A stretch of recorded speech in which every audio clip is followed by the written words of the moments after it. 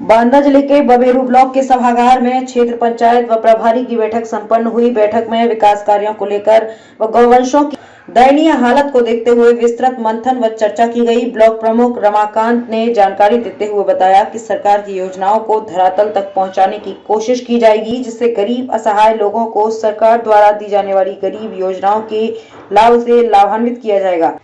इंद्रजीत यादव सहित इस बैठक में लोग भी पहुंचे थे। बांदा से संवाददाता संजय सिंह की खास रिपोर्ट थी, जिसमें सारे क्षेत्र पंचायत सदस्यगण, प्रधानगण, सभी लोगों ने प्रतिभाग किया और विभिन्न विभागों से आए हुए अधिकारीगण अपनी अपनी योजनाओं को रखते हुए तथा 2023-24 की कार्य योजना प्रस्तुत की गई। आए हुए प्रस्तावों पर विस्तार से चर्चा हुई और जैसे ही सारे सदस्यों के मंशा के अनुरूप उन्हीं पुरानी कार्य योजना पे सारे कामों की पुष्टि हो गई और पुष्टि होने के पश्चात तत्काल नए कार्यों की समीक्षा हुई। जिले के बबेरू ब्लॉक में आज एक क्षेत्र पंचायत की मीटिंग रही, जिसमें कुछ जिला पंचायत सदस्यों का रहना हुआ। आइए उनसे जानते हैं कि किस प्रकार की मीटिंग रही। माननीय इंद्रजीत यादव जी, आज क्षेत्र पंचायत की बैठक संपन्न हुई। माननीय ब्लॉक प्रमुख रमाकांत पटेल जी उपस्थित रहे, माननीय विधायक बबेरू विशंबर सिंह यादव जी रहे और जिला पंचायत सदस्य के रूप में हमको भी रहने का अवसर मिला। मेरा छोटा भाई हम सब लोगों ने और सभी सम्मानित क्षेत्र पंचायत के सदस्य, सारे प्रधान साथी मौजूद रहे। बैठक बहुत ही सौहार्दपूर्ण वातावरण में चली। शासन ने जो बजट क्षेत्र के विकास के लिए उपलब्ध कराया था, वो बजट 4 करोड़ 45 लाख था। उसी बजट को लेकर के सारे सदस्यों को काम मिला। बहुत खुशी की बात है कि माननीय प्रमुख जी ने और सभी सम्मानित नेताओं ने इस बात पर जोर दिया कि जिन क्षेत्र पंचायत सदस्यों को काम अभी तक नहीं दिया जा सका, इस बार के बजट में वो सारे सदस्यों को उनकी भागीदारी के अनुसार इसी का प्रस्ताव पारित किया गया। बहुत सारे अधिकारी गण आए जो सरकार की जनोपयोगी नीतियों को अपने अपने विभाग की नीतियों को लोगों को बताया और बैठक बहुत ही सौहार्दपूर्ण वातावरण में। आइए हम मिलते हैं हमारे अरुण पटेल जिला पंचायत सदस्य हैं, उनसे जानते हैं कि आज की मीटिंग कैसी रही, किस विषय पर चर्चा रही और कैसा क्या मीटिंग का। आज क्षेत्र पंचायत की बैठक थी, जिसमें प्रमुख जी और क्षेत्रीय विधायक श्रीमान विशंबर सिंह यादव जी, बड़े भाई श्री इंद्रजीत यादव जी जिला पंचायत सदस्य और सब लोग प्रधान क्षेत्र से आए हुए थे, क्षेत्र के सदस्य। कई मुद्दों पे बात हुई।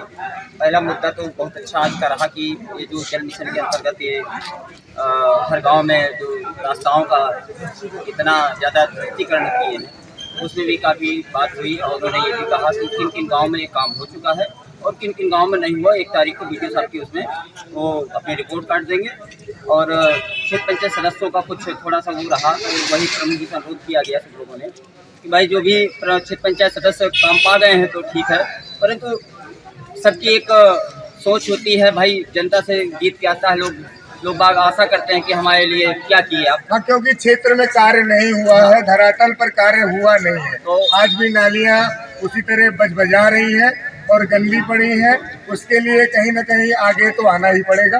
तो उसी संबंध में कहा गया प्रमुख जी से कि जो भी क्षेत्र पंचायत सदस्य, भले ही आप उनको 4 लाख रुपए 5 लाख रुपए जो भी हो अमाउंट, सबको बराबर भागीदारी दे दीजिए। और देखिए, पक्ष और विपक्ष ये तो सब चलता रहता है, परंतु हमारे लिए आज जो सदन के अंदर हैं सब लोग, तो सब एक है, इसलिए ये कहा गया। तो उन्होंने स्वीकार भी किया कि हम सब सोचेंगे और कई मुद्दों पर बात हुई, बहुत अच्छा रहा और सराहनीय रहा। ये जो आप जिले की पंचायत में बैठे हैं, तो आपकी जिले की पंचायत का मेरा एक प्रश्न है कि जिले पंचायत में, ग्राम पंचायतों में ये जो इतना ज़्यादा घोटाला, ये गौशाला में गायों का मरना, निरंतर मरना और ये आवास नहीं मिलना, शौचालय नहीं मिलना, कभी साइट नहीं खुलना, राशन कार्ड उपलब्ध न होना, 0 जमीन, जिसके पास 0 जमीन है उसके पास भी राशन कार्ड मौजूद नहीं। आखिर ये किसकी लापरवाही है? देखिए, कुछ तो कहा जा सकता है अधिकारी करते अभी भी लापरवाही, और कुछ लोग जैसे हम हर सारी चीज़ें, क्योंकि आज का जो कह लीजिए ऑनलाइन व्यवस्था है, ऑनलाइन में चूँकि बुंदेलखंड बहुत ही पिछड़ा रहा और शिक्षित भी नहीं रहा।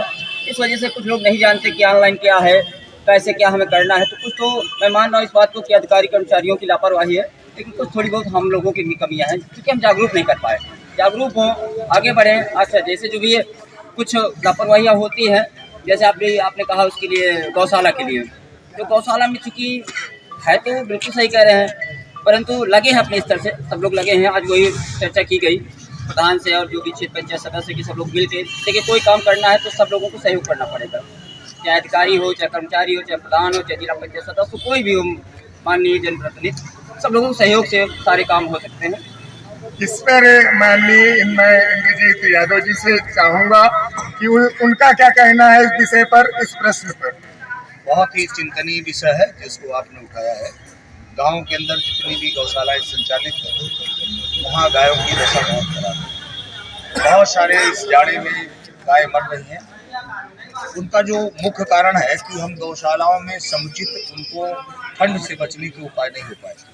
सरकार ने जो भी गौशालाओं के लिए, गायों के लिए जो अन्न दिया है, जो उनको चारा के लिए पैसा दिया है, वो मुझे लगता है उसका वितरण तो हो जाता है, लेकिन जब तक उनको ठंड से बचने के उपाय नहीं किए जाएंगे तब तक वो गाय बचने वाली नहीं है। एक बहुत ही दुर्भाग्य का विषय है कि भारत में जो गौवंश है वो बिल्कुल खतरे में है। मेरा व्यक्तिगत रूप से कहना है, दल की राजनीति के ऊपर, कि आने वाले 10 से 20 सालों में यदि यही हाल रहा तो हमारे मुल्क से गाय समाप्त हो जाएगी। और मैं दूसरी बात कहना चाहता हूँ, सरकारों की मंशा साफ नहीं है। बहुत हमारे नेता माननीय अखिलेश यादव जी बहुत बार सदन में और सदन के बाहर इस बात को उठाते हैं कि सरकार की मंशा गायों के प्रति ठीक नहीं है, उतना पर्याप्त बजट नहीं है और उनकी योजनाएं भी इस स्तर की नहीं है जिसका क्रियान्वयन अच्छे ढंग से हो सके और गाय उनकी सुरक्षा।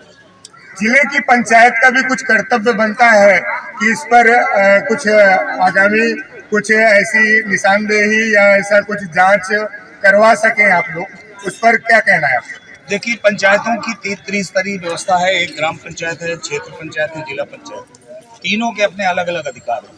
हमारा जो जिला पंचायत है उसका गौ संरक्षण से कोई लेना देना नहीं है। हमारे पास जो जिला पंचायत में मुख्य रूप से जो बजट सरकार देती है वो है डेवलपमेंट के लिए देती है, गांव के विकास के लिए देती है। 2 प्रकार के फंड हमारे पास होते हैं जो टाइड और अनटाइड के हिसाब से होता है, इसलिए हम लोग और हमारी पंचायत उसके लिए जिम्मेदार है। यह जिम्मेदारी पूरी की पूरी सरकार और ग्राम पंचायत की है और उसकी निगरानी क्षेत्र पंचायत करती है। हमारे जिला पंचायत सदस्य जी द्वारा बताया गया कि क्षेत्र पंचायत की जो व्यवस्थाएं हैं वो अलग हैं और ग्राम पंचायतों की व्यवस्थाएं अलग हैं और बहुत ही